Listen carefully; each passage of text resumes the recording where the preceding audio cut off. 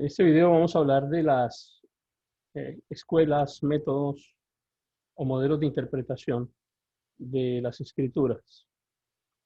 Algunos de ellos hacen un estudio de apoyo a la escritura en el sentido de que no la niegan, no niegan su autoría espiritual, no niegan los eventos históricos que allí se narran. Otros métodos, en cambio, se fundamentan en el racionalismo o simplemente se encargan de negar lo que no comprenden de aquello que está escrito en la Biblia.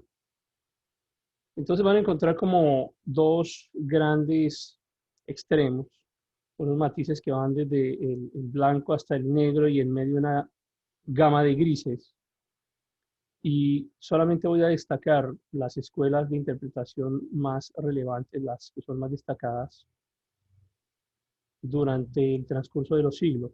Sin embargo, ustedes encontrarán hoy en día probablemente algunas derivaciones de ellas, algunos matices de esos que están inmersos dentro de nuestras congregaciones y probablemente otros que no sean tan evidentes. Vamos a iniciar entonces con el método de equivalencia numérica. Básicamente este método lo que hace es producir una exégesis o una pseudoexégesis a partir de la conversión de los caracteres del alfabeto hebreo y darles un valor numérico. Cada una de las letras del alfabeto hebreo tiene una equivalencia numérica, corresponde a un número.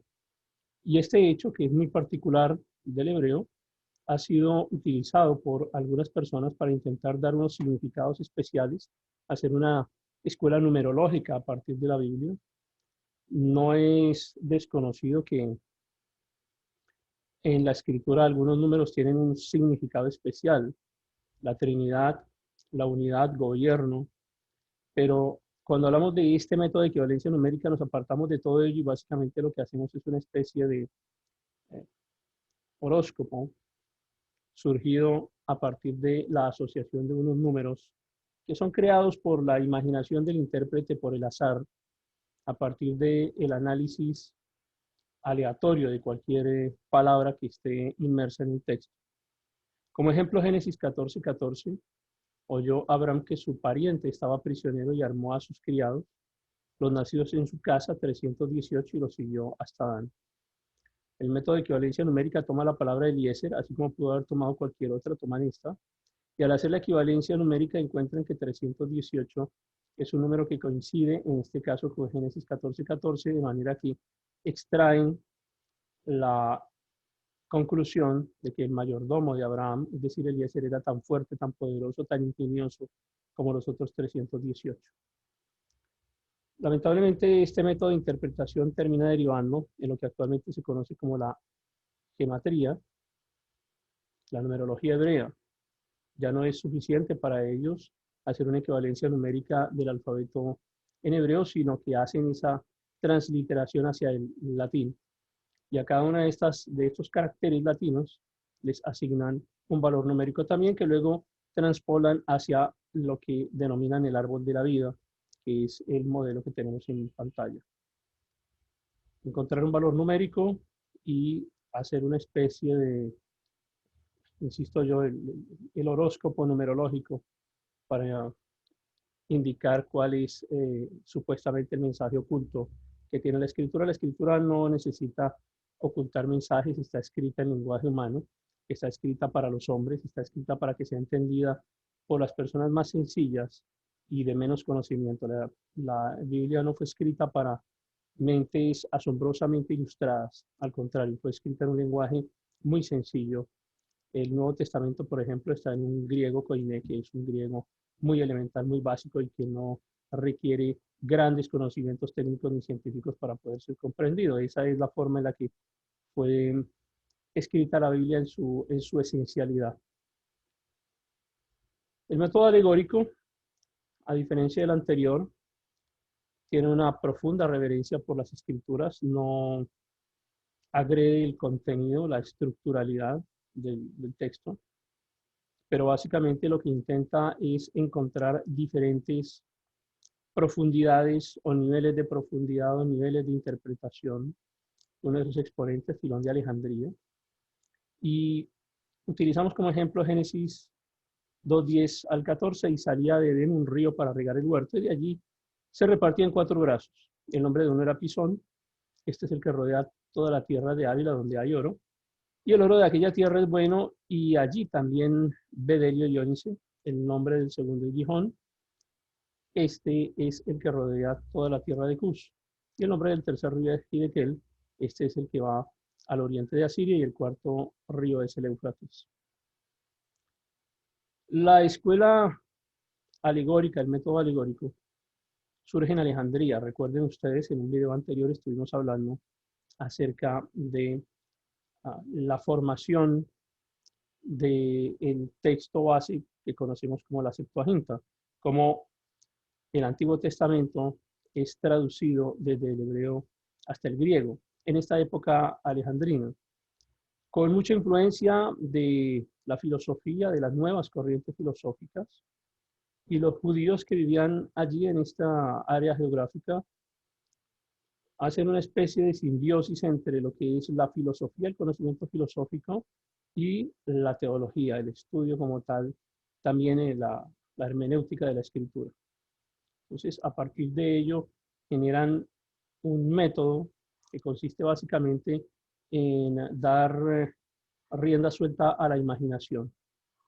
En palabras de Filón, con estas palabras, Moisés se propone bosquejar las actitudes particulares, también ellas son 4 en número: prudencia, templanza, valor y justicia. Es decir, cada una de estas actitudes particulares le son asignadas a uno de los ríos.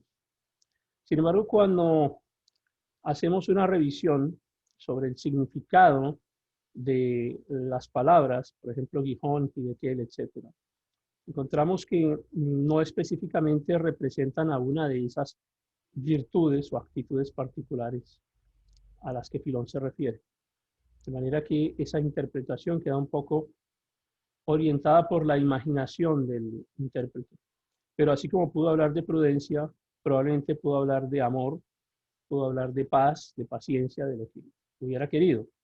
O en este caso, si alguien está usando el método alegórico hoy en día, puede asignar 4 valores positivos o negativos para esos ríos, y a partir de esos valores generar una enseñanza. Una de las características del método alegórico es invocar a personas de autoridad, en este caso Moisés. Nadie discutiría la sabiduría de Moisés. Y si Moisés se propone bosquejar esas actitudes, deberíamos entender que son ciertas. Y luego viene un proceso de lógica mental a través del cual justifican el discurso, palabras que están marcadas en rojo en el texto, como ahora bien, por consiguiente, y la conclusión final son ramas de la virtud genérica, de manera que argumentan, el proceso argumentativo, el proceso lógico de construcción del mensaje termina siendo influenciado por la creatividad del intérprete. Otro ejemplo del método alegórico lo tenemos con Clemente de Alejandría, y esta vez es enfocado hacia la prohibición de comer ciertos alimentos, específicamente el cerdo, el halcón, el águila y el cuervo. Dice Clemente: el cerdo es el emblema de la codicia voluptuosa y sucia. El águila indica latrocinio, el halcón injusticia, el cuervo voracidad.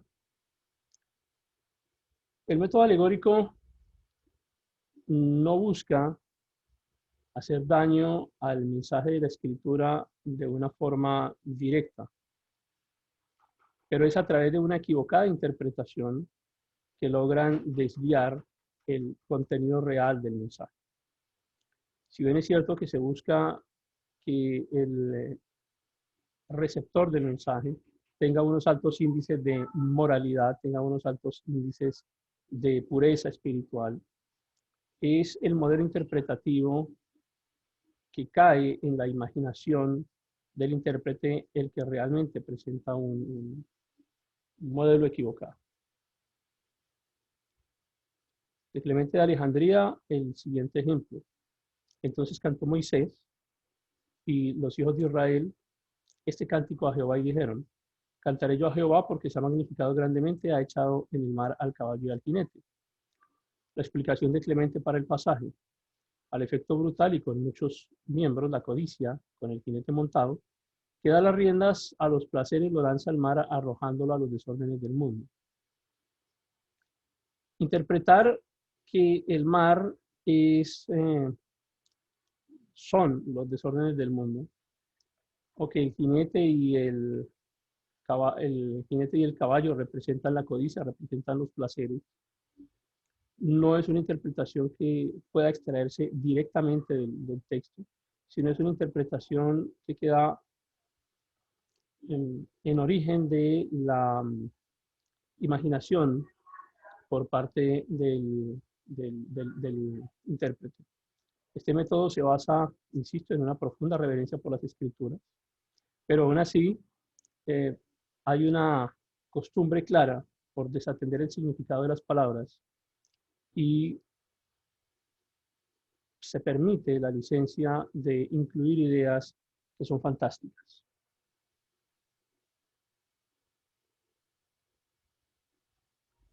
Con respecto al método místico, uno de sus exponentes, Rabanus Maurus, son muchos por supuesto, pero lo traje a él simplemente porque me interesa que conozcan su concepto acerca de las múltiples profundidades en cada una de las palabras o en cada uno de los pasajes de la escritura.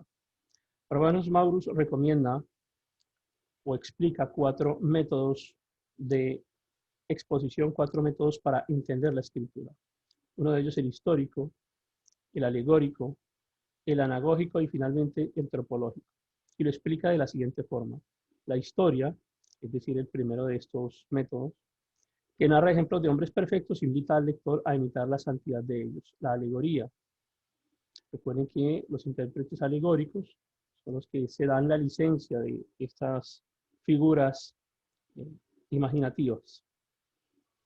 La alegoría a conocer la verdad en la revelación de la fe. La tropología, que es una mezcla de moralidad y de doctrina del discurso. La tropología lo alienta al amor a la virtud por el mejoramiento de la moral. Y finalmente la anagogía es extraída de Platón, es un método platónico y más que un método es un concepto en donde se establece que existe un mundo de las ideas y que en este mundo de las ideas es en donde todo se origina. La anagogía promueve los deseos de felicidad eterna por la revelación de goces externos.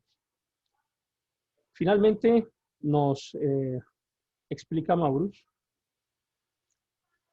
que un pasaje de la escritura o una palabra de la escritura puede ser interpretada por uno o por 4 de estos métodos. Es decir, un número variable, 1, 2, 3, 4, los 4 métodos. Insisto nuevamente quedando un poco a la imaginación del intérprete. El método místico, les traigo como uno de sus representantes a Emanuel Swedenborg. En este caso ya no habla de 4, sino de 3 profundidades de la Biblia, a las que llama sentidos. Hay 3 sentidos en la escritura. El primero, el natural o literal, el segundo, el espiritual y el tercero, el celestial. Esta escuela o método también es llamado la ciencia de las correspondencias o el triple sentido de las escrituras. En palabras de Swedenborg, la explicación es esta. La palabra en su letra es como una alajera, es decir, como un cofre, donde vemos en orden piedras preciosas, perlas y diademas.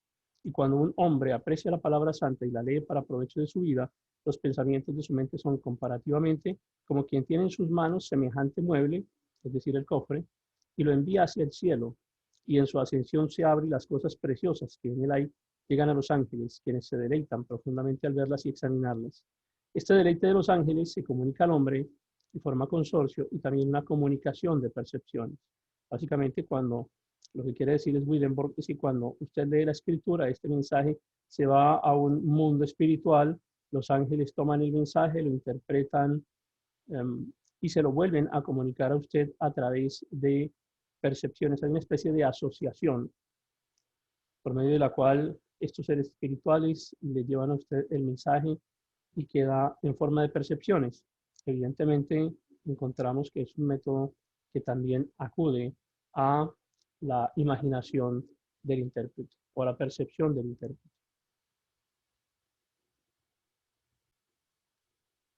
El método pietista se fundamenta en el siguiente versículo: pero ustedes tienen la unción del Santo y conocen todas las cosas. Si ustedes tienen la unción del Santo, pues significa que tienen la capacidad interpretativa, es lo que nos quiere enseñar el método pietista. De manera que el intérprete es guiado por esa luz interna, por esa unción del Santo. Las reglas de la gramática se abandonan, el significado común del uso de las palabras se abandona también, y es la luz interna la que le da el mensaje, la revelación a quien está haciendo el estudio del texto. Admite la santidad de las escrituras, por supuesto, pero en cuanto a los principios y reglas más básicas de la exégesis, es absolutamente irracional. Hasta el punto de que dentro de la misma escuela, dentro del mismo método pietista, encontramos adherentes, participantes del método, que encuentran sentidos totalmente opuestos a un mismo pasaje. Entonces la pregunta es si la luz interna del Espíritu es infalible para este método de interpretación, porque guía a sus seguidores a diferentes exposiciones, incluso irreconciliables, sobre un mismo texto. Nuevamente caemos en la interpretación puramente imaginativa. Hasta acá tenemos, en este cuadro les dejo un resumen general de los dos principales grupos de métodos, el alegorista y el pietista. El alegorista que profesa seguir analogías y correspondencias, y el pietista en donde el autor es ley para sí mismo. Uno de sus representantes, Philip Jacob Spinner. Es el propio sentimiento, la propia fantasía, por supuesto subjetiva del intérprete, lo que intenta poner fin a toda controversia relacionada con un texto, con un pasaje de la escritura. Y su propio dicho, su propia palabra se establece como revelación.